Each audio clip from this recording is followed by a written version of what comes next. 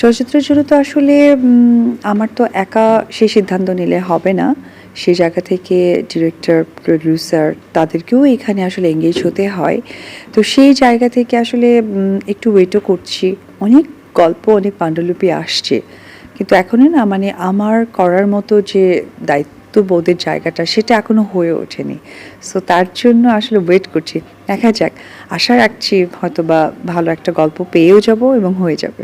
তবে আমি একটি বার্তা দিতে চাই। সেটি হচ্ছে আমাদের দেশে অনেক বিত্তবান মানুষ আছেন এবং হৃদয়বান মানুষ আছেন।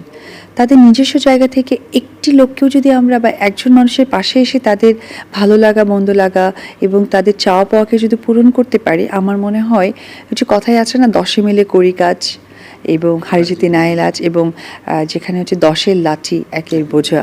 তো এই টপিকগুলোকে যদি আনি আমার মনে হয় যে প্রত্যেকটা মানুষ তাদের নিজস্ব জায়গা থেকে একটা দায়িত্ব পালন করতে পারে। ওনার বাড়িতে যখন গেলেন মানে তখনকার আশেপাশের মানুষ সবকিছু মিলিয়ে মানে কি বলছিল সবাই? মনে হচ্ছিল আমি আমার বাবার বাড়িতে গিয়েছি। এলাকার মানুষ অপবিশ্বাস থেকে পর্যন্ত তাদের মেয়েকে অভ্যর্থনা জানিয়েছে। এআই এর অপব্যবহার এটা নিয়ে কি বলবেন? খুবই দুঃখজনক, ভীষণ দুঃখজনক এবং আমার ছবিগুলো যেভাবে এআই দিয়ে বানানো হচ্ছে, আমি বসে আছি হয়তোবা খাবার টেবিলে আমাকে বসিয়ে দিচ্ছে অন্য জায়গায়। এটা খুবই দুঃখজনক। আমি ওইভাবে এআই যারা ক্রিয়েট করেন আমি জানি না। কিন্তু আমি সোশ্যাল অ্যাক্টের কাছে আমি অনুরোধ করব। আমরাও তো নায়িকা শেষে বেলা শেষে নারী, আমরাও সন্তানের মা, আমাদেরও ব্যক্তিত্ব আছে।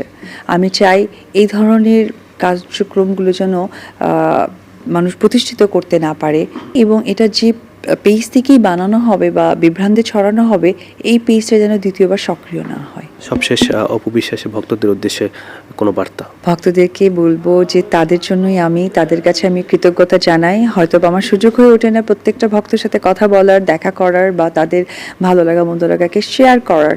তবে আমি সত্যিই তাদের কাছে কৃতজ্ঞতা জানাই। তারা না থাকলে আমার অপূর্ণতা কেরিয়ার থেকে যেত। আমি আমার ভক্তদের উদ্দেশ্যে আমার কেরিয়ারকে ডেডিকেট করতে চাই সব সময়।